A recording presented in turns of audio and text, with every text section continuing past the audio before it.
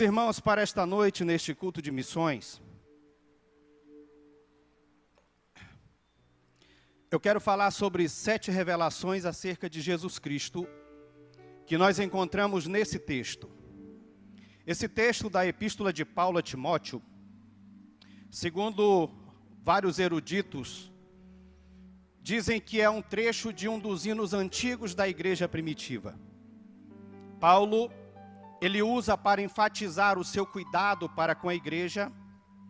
E se nós lermos o seu texto completo e o seu contexto, nós veremos que Paulo ele fala, ou ele faz considerações aos ministros, como eles devem proceder, como eles devem agir e como eles devem viver. E a partir do versículo 14, Paulo diz assim: olha, escrevo-te essas coisas, esperando e ver-te em breve, para que, se eu tardar, fiqueis cientes de como se deve proceder na casa de Deus, que é a igreja do Deus vivo, coluna e baluarte da verdade. Perceba que Paulo faz uma admoestação a Timóteo e diz: olha, a igreja é quem detém a verdade. A igreja é detentora da maior verdade do universo. E esta verdade maior que existe, Paulo começa chamando de mistério. Mistério, meus amados irmãos, esta linguagem que Paulo usa, ele usa para se referir ao Cristo ainda não revelado. Paulo, ele usa esse termo para indicar a verdade oculta na época do Antigo Testamento, mas que agora já havia sido revelada ou manifestada. A primeira grande revelação de Paulo, escrevendo para Timóteo a nós esta noite, é sobre o Cristo que é eterno. É o Cristo que subsiste eternamente. É aquele que não tem começo e não tem fim. É aquele que João melhor nos explica quando nós lemos capítulo 1 do Evangelho, segundo escreveu João. João, ele começa dizendo: no princípio era o Verbo. Perceba que João começa dizendo que no princípio era o Verbo. Quando nós lemos Gênesis capítulo 1, versículo 1, também está escrito que, no princípio, criou Deus os céus e a terra era sem forma e vazia. João, ele vai além do que diz o Gênesis, porque Gênesis, quando João diz que no princípio era o Verbo, João está nos dizendo que antes de Gênesis 1:1, ele já era. Antes que existisse qualquer coisa, ele já existia. Antes que se criasse alguma outra coisa, ele já existia. Enquanto Gênesis diz que no princípio criou Deus, João vai mais além e diz que no princípio ele era. Ele não é, ele era, não, ele permanece o mesmo. Ele já existia. Ele é, meus irmãos, tudo o que você pensar, o que você imaginar acerca de Jesus Cristo, da sua grandiosidade, Ele é eterno. E ele diz assim que no princípio era o Verbo. Esta expressão lá no grego dá indicativo de prosseguimento. Jesus não tem um tempo na história, se é que nós podemos dizer, ou quem sabe no tempo da eternidade em que ele tenha começado, ele sempre foi. Aleluia! O Deus que eu sirvo, o Deus que você serve, queridos, ele não tem começo e ele não tem fim. Alguém que você pode confiar, alguém que você pode adorar, alguém que você pode contemplar e render graças e glórias a ele esta noite. E é isto que Paulo está nos dizendo, que este mistério que havia sido oculto durante o tempo do Antigo Testamento, ele foi revelado. O Verbo encarnado de Deus, aquele que por toda a história da Bíblia Sagrada, nós veremos profecias falando acerca do Pai da eternidade. Miqueias, quando fala que Jesus nasceria em Belém, ele diz: e tu, Belém Efrata, menor do que milhares de Judá, mas de ti sairá o Salvador, o grande líder de Israel. E Miqueias continua dizendo, e os seus anos não têm fim, ele é de eternidade a eternidade. Quem está entendendo esta noite? Jesus que nós adoramos, Jesus que nós cultuamos, é um Jesus eterno, que nunca passará, ele permanecerá. Aleluia! Isaías diz que ele é o Pai da eternidade.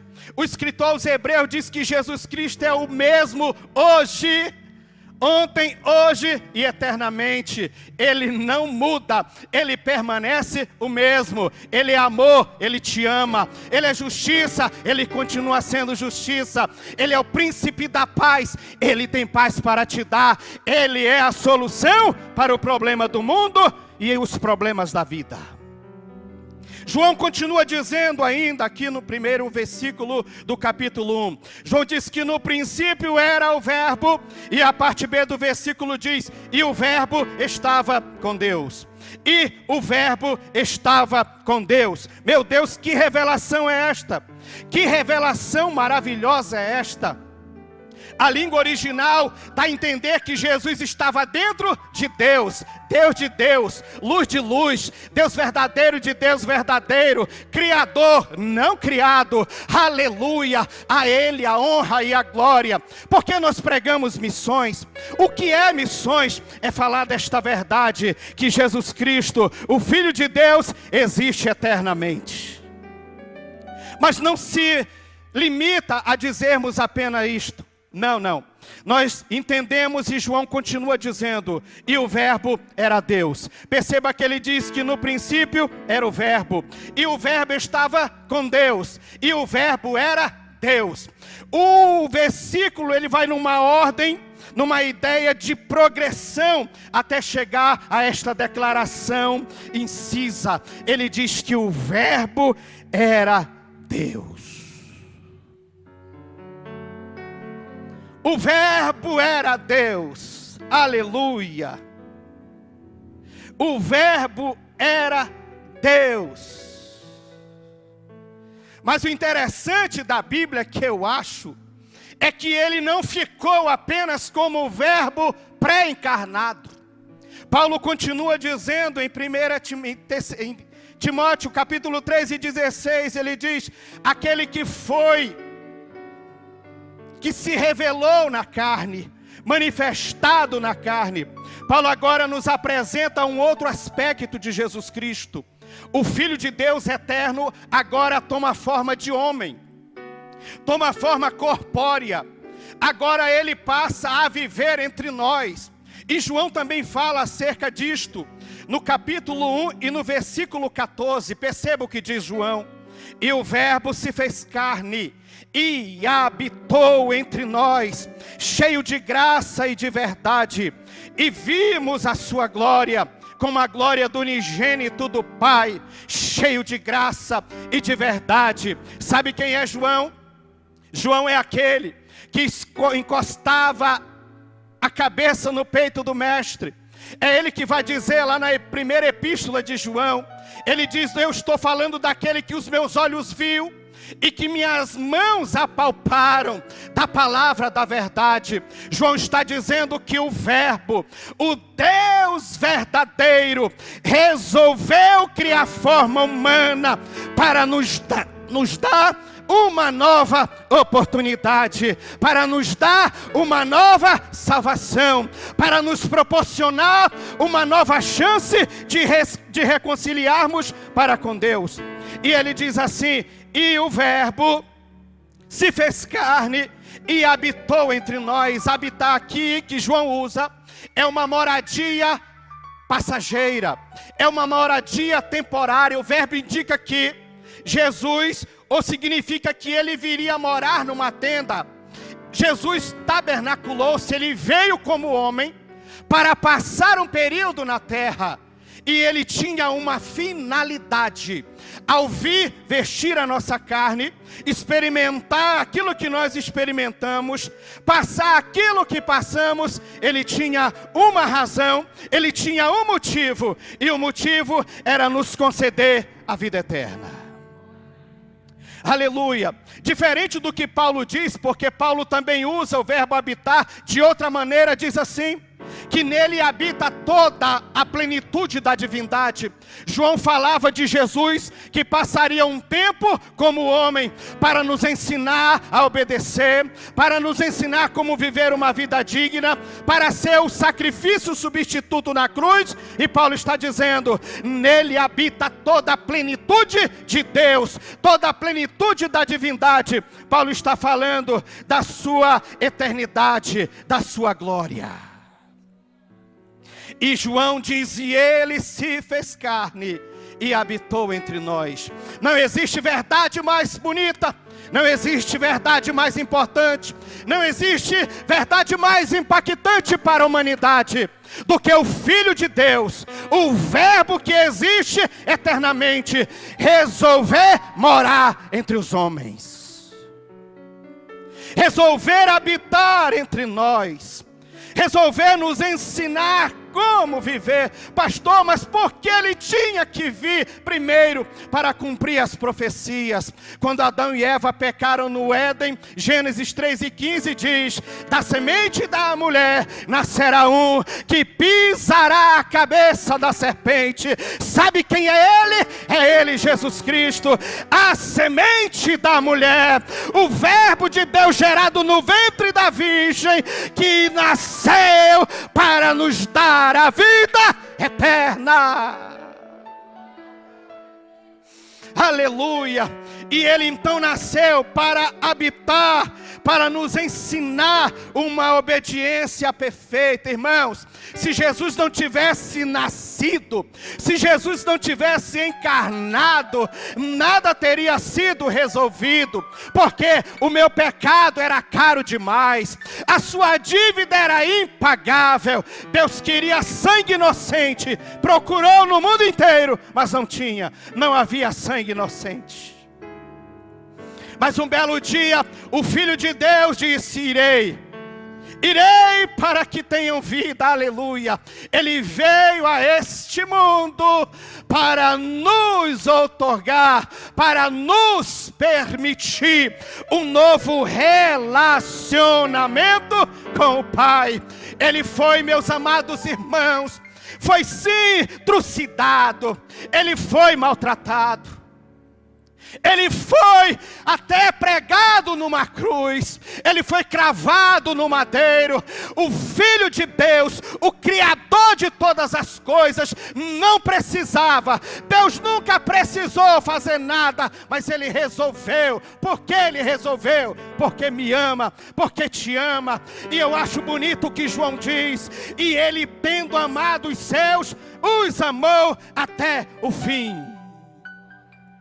Levante a mão esta noite, quem é amado do Pai, quem se sente amado pelo Pai, aleluia, Ele te ama, Jesus te ama, vai continuar te amando e preparando uma morada para ti. Paulo continua dizendo, aquele que foi manifestado na carne, também foi, aleluia, justificado no Espírito. Justificado no Espírito. Jesus foi morto como um pecador. Jesus foi crucificado no meu lugar e no seu lugar. Ele tomou o nosso lugar, morreu.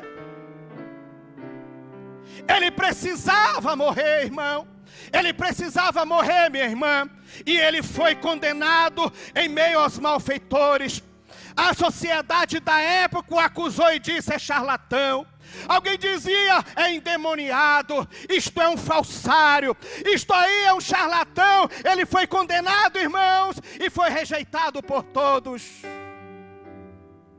Mas a Bíblia diz que ao terceiro dia, Quando Maria Madalena saiu em direção ao sepulcro, quando ela chega na porta do sepulcro, a pedra não está mais no lugar, já havia sido revolvida. Ela entra, quando ela olha, ela vê 2 anjos, e eles dizem para ela: por que você procura entre os mortos aquele que vive? Paulo diz que ele foi justificado no Espírito. Os homens o mataram como um malfeitor, mas ele é santo, ele é puro. A morte não pôde segurar na sepultura. Ele não está aqui, disse o anjo, já ressuscitou. E porque ele ressuscitou, nós temos uma viva esperança. Porque ele ressuscitou, como diz aquele belo hino, posso crer no amanhã. Porque ele vive, temor não há. Eu sei o que me espera na eternidade. Quem sabe o que te espera na eternidade é o Cristo ressuscitado, a esperança de vida eterna para a sua vida. Aquele que foi, aleluia, justificado no Espírito. Paulo disse: se ele não ressuscitou, é vã a nossa fé. Se ele não ressuscitou, irmãos, a minha pregação é perda de tempo. Mas ele vive, ele vive, ele vive. Não lhe apresento esta noite um Cristo morto, pendurado num crucifixo ou pintado numa tela de um artista. Eu te apresento um que veio, que era o Verbo eterno, que se fez carne, que entregou a sua vida, mas que ressuscitou. Aleluia! E eu acho tão maravilhoso quando o apóstolo Paulo diz: irmãos, não sejais ignorantes acerca dos que dormem. Não sejais, porque uma hora dessa aí, a trombeta soará, a trombeta vai soar, e os mortos em Cristo ressuscitarão primeiro. Detalhe: incorruptíveis. Esse corpo aqui será transformado em um novo corpo. Um corpo não sujeito ao pecado, à morte, às mazelas do mundo, não. Um corpo glorificado, como de Jesus, glorificado, aleluia. Ele foi justificado em espírito, ele ressuscitou. E porque ele ressuscitou, nós podemos cantar e dizer: eu sei para onde irei, eu sei que tem vida eterna me esperando. Amigo que chegou aqui essa noite, eu quero lhe dizer: a vida não é só isso aqui, não. Você está equivocado, amigo. Depois que terminar aqui, há uma eternidade pela frente, e aí é a hora de você se apegar com aquele que venceu a morte, porque ele tem vida eterna para te dar, ele tem salvação eterna para te entregar, ele tem vida abundante para lhe dar. Levante a mão e adore a ele esta noite.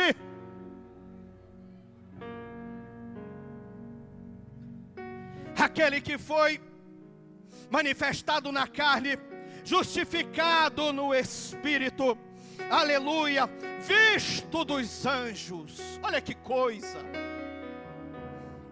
Ministério de Jesus, quando nós vamos ler os evangelhos, os anjos estão presentes. Os anjos viram na eternidade, claro que viram, ele estava lá, ele os criou. Agora na terra, eu acho maravilhoso o relato de Lucas acerca do nascimento de Jesus. Ele diz que quando José e Maria foram a Belém, quando chega o tempo dela dar à luz, não tinha nem onde ter o menino, nem onde se hospedar. Estavam ali num lugar bem triste, bem pobre. O menino nasceu, foi colocado numa manjedoura. Lá na região de Belém tinha uns pastores trabalhando no campo. De repente um anjo aparece para eles, e eles ficam assustados. E o anjo diz: não tem mais, não precisa ter medo. Eu trago boas novas de grande alegria, aleluia. Que boa nova será esta que esses anjos vão trazer, penso eu. Os pastores estão indagando. Ele diz assim: olha, hoje, na cidade de Davi, nasceu Cristo, o Salvador do mundo. Mensagem poderosa, hoje nasceu. E a Bíblia diz que de repente abriu-se o céu, e o coral de anjos estavam louvando na terra, dizendo: paz na terra, boa vontade para com os homens, aleluia. Jó diz que os anjos até louvaram na criação, agora eles estavam louvando por causa do nascimento do verbo encarnado de Deus, que viria a mudar a minha história e a sua história. Hoje eu assistia muito atento à aula da professora Miliane. Ela dizia que conversava com o pastor Simar e dizia: já pensou se nós não tivéssemos encontrado a Cristo? Onde nós estaríamos? Eu penso nisso todo dia, minha irmã. Se Jesus não tivesse me achado, eu penso que nem vivo seria, mas Ele me achou. Quantos aqui foram achados por Ele? Quantos aqui foram achados por Ele? Eu quero dizer, é o maior tesouro, é o maior bem que você tem. É sim, meu irmão, é ter uma vida de intimidade com Ele, é conhecê-lo pessoalmente, é se relacionar com Ele. Ele não veio para ser um Deus distante, não. Ele veio para estar perto de nós, perto de você, e habitar em nós. Jesus tentado no deserto, Mateus 4, quando depois de ser tentado por Satanás, a Bíblia diz: e vieram os anjos de Deus e o serviram. Jesus está no Getsemane, numa das horas mais cruéis da sua vida. Chegou a sua gota de sangue, porque ele sentia o peso. O peso de quê, pastor? Do meu e do seu pecado. O peso do meu e do seu pecado. A sua dívida impagável estava sobre ele. E a Bíblia diz que ele orou e disse: Pai, se possível, passa de mim este cálice. Todavia, seja feita a tua vontade. Então o anjo do céu veio e o confortava. Meu Deus, ele não precisava não, irmãos. Não, ele não precisava, mas ele veio. E ele veio por quê? Porque ele nos amou. Você é resultado, é o alvo do amor dele. Tudo que ele fez foi por causa de você. Tudo que ele passou foi pensando em você. Tudo que ele planejou foi pensando no seu bem-estar, na sua vida, na sua alma e no seu futuro. Aleluia, aleluia. Uma outra revelação que Paulo faz aqui, ele diz assim: olha, e ele foi pregado entre os gentios. João diz que ele veio para os que eram seus, mas os seus não os receberam. Mas a todos quanto receberam, deu-lhes o poder de serem feitos filhos de Deus. Pastor Wendel dizia: hoje gente vai chegar aqui criatura, vai sair filho. Eu creio. Porque tem gente que abre a boca e diz assim: também sou filho de Deus. O Evangelho diz ao contrário. Se você confessar com a tua boca, crer no teu coração que Jesus, que Deus o ressuscitou dos mortos, você será salvo. E João diz: e todos o quanto receberam, deu-lhes o poder de serem feitos filhos de Deus. Eu olho para filho de Deus aqui essa noite. Filhos e filhas de Deus aqui essa noite. Mérito nisso, nenhum é nosso. Ele resolveu nos amar, nos salvar e nos inserir na sua família. Jesus é o primogênito de muitos irmãos. E aqui está uma parte da família celestial, uma parte da família de Deus. Você não serve a um Deus tirano, você não serve a um Deus carrasco, você não serve a um Deus omisso, você não serve ao Deus dos deístas, não, você serve a um Deus que é Pai, um Deus que é amor e um Deus que cuida, pastor. O tempo está tão difícil, as circunstâncias estão contrárias, mas eu quero te dizer, Ele continua do nosso lado, Ele continua conosco. O Evangelho é isso, são boas novas de salvação, boas novas de salvação. Há uma esperança para você. Você que me assiste em casa, há uma esperança para você, e a esperança é Cristo. E Paulo diz que ele foi pregado aos gentios, isto é, declarando a fim de mostrar o poder universal do Evangelho. Irmãos, nós temos a maior mensagem do mundo. Nós temos a mensagem mais poderosa do mundo. E eu gosto muito de refletir numa seguinte frase: não existem grandes pregadores, existem grandes mensagens. E a mensagem que nós pregamos, ela por si é grande. Cristo Jesus, aleluia, o nosso Salvador. Queridos, esse Cristo que foi pregado, aleluia, aos gentios, nós não merecíamos de maneira nenhuma, mas a sua maravilhosa graça nos alcançou, seu favor imerecido nos encontrou. Nós não estamos aqui sentados dando glória a Deus e aleluia porque merecemos, não, é por causa da graça, é o favor imerecido do Evangelho. Não é porque eu sou melhor, não é porque eu sou mais lindo, mais belo, não. É porque a graça me alcançou, favor imerecido. E hoje nós temos um nome escrito no livro da vida. É o lugar mais importante para se ter o nome escrito. Sabe por quê? Porque lá homem não entra, político não chega, o juiz iníquo não chega para pôr a mão e escrever, não. Só quem escreve no livro é o dono do livro. E para ter o nome escrito lá, é preciso reconhecê-lo como Senhor e Salvador da sua vida. Levante a mão, adore a Ele, glorifique a Ele, exalte a Ele esta noite, porque você tem o nome escrito lá.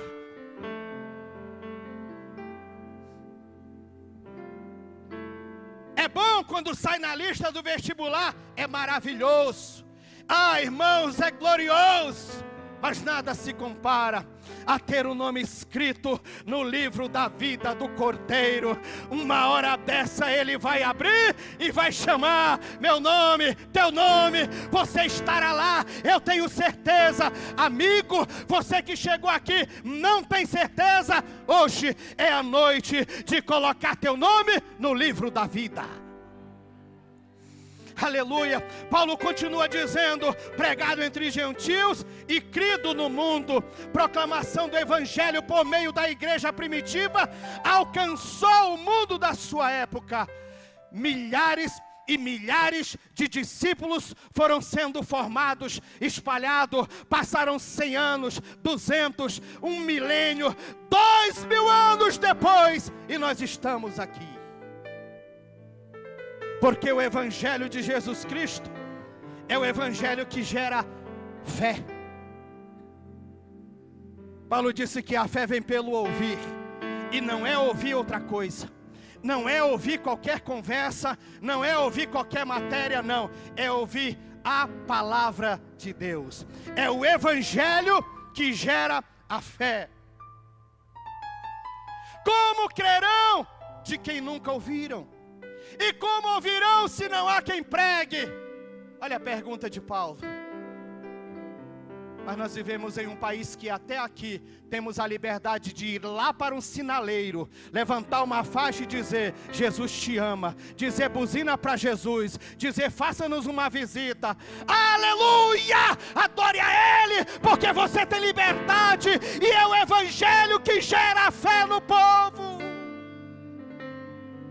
Nós só chegamos aqui porque um dia alguém falou de Jesus para mim ou para você.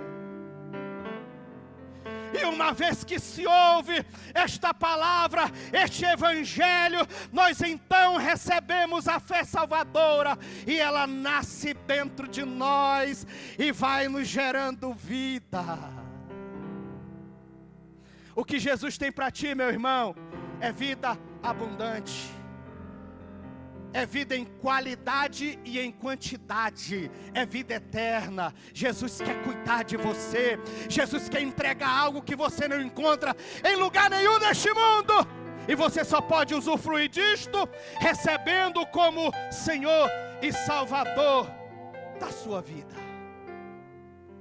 E Paulo conclui dizendo o seu pensamento: aquele que foi manifestado na carne, justificado em espírito, contemplado por anjos, pregado entre os gentios, crido no mundo, foi recebido na glória.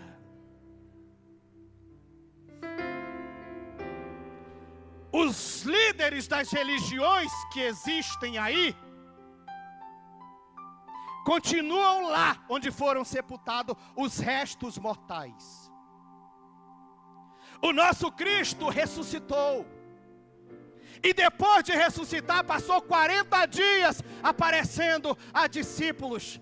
Paulo chega a dizer que ele foi visto por cerca de 500 irmãos. E um belo dia ele os convida para ir a Betânia, Lucas capítulo 24.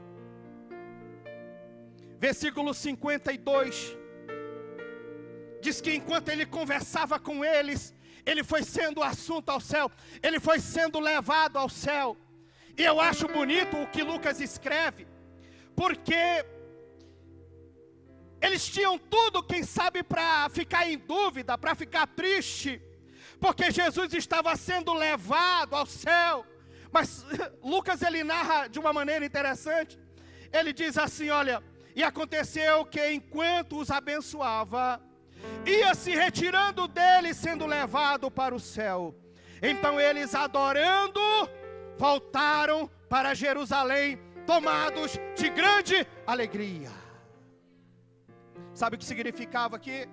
Eles sabiam: Jesus está indo, mas nós não estaremos só. Ele está voltando para o seu lugar de glória, mas Ele permanecerá conosco. E o mesmo Lucas, escrevendo em Atos capítulo 1, versículo 10, o mesmo episódio, ele acrescenta um detalhe interessante. Enquanto Jesus ia sido levado ao céu, discípulos estavam olhando, 2 varões aparecem e dizem assim: varões galileus, por que estáis olhando para o céu? Esse Jesus, da mesma forma como vocês viram ir, Ele voltará. Aleluia, fique de pé, por favor. Da mesma forma como Ele foi, Ele voltará. Aleluia. Da mesma forma como Ele foi, Ele voltará. Quem está esperando? Quem está esperando? Toca o Maranata aí. Maranata, hora. Vai lá. Hoje, culto de missões, eu fiz questão de falar apenas de Jesus para você. E agora que você ouviu quem é Jesus, o que Ele fez, o que Ele tem para te oferecer, eu quero te convidar a vir aqui à frente, a recebê-lo como Senhor e Salvador da sua vida. Pode tocar, Cleison. Você que veio nos visitar esta noite, ainda não é evangélico, ainda não confessou a Jesus como Senhor e Salvador da sua vida, eu te convido, dê um passo de fé esta noite. Saia do seu lugar. Você, irmão, que está ao lado de algum visitante que você sabe que não é evangélico, chega com ele, pergunte: amigo, a oportunidade é agora, o tempo é hoje, o momento é agora. Sabe, a única coisa que nós esperamos ainda de Cristo é a sua volta. Tudo que Ele poderia fazer por nós, Ele já fez. Vitória nossa, garantida, vida eterna. Só falta uma coisa: Ele vir buscar a sua igreja. Da maneira como Ele foi, Ele virá. Levante a mão essa noite e diga: Maranata, Maranata, ora vem, Senhor Jesus. Ora vem, Senhor Jesus. Amigo, você ainda tem a oportunidade de sair daí enquanto nós oramos aqui. Você sair do seu lugar e vir aqui se encontrar, ter um encontro pessoal, particular com Jesus. Ele quer mudar a sua vida e a sua história. Levante a mãozinha santa e ore comigo essa noite. Ore agradecido pelo Deus que é.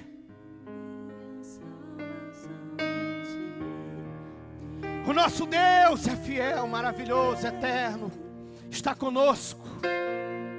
Senhor, essa noite nós te louvamos pela tua bondade, tua misericórdia, teu amor, pelo teu cuidado, pela tua salvação. Ó Deus, que nessa noite a tua palavra possa gerar fé no coração do teu povo, da tua igreja, do que não é crente, daquele que estará assistindo depois. Que essa palavra possa gerar a fé salvadora para esta vida, em nome de Jesus. Ó Deus, que nessa noite teu povo seja renovado, revigorado, fortalecido pela presença da tua palavra e do teu Santo Espírito. Ó Deus, por todas essas coisas, pela tua manifestação, pela tua encarnação, pela tua morte, ressurreição e ascensão, nós te louvamos e aguardamos a tua vinda, porque nossa esperança está firmada em ti, permanece em ti e permanecerá firmes no Senhor, hoje e eternamente. Adore a Deus essa noite.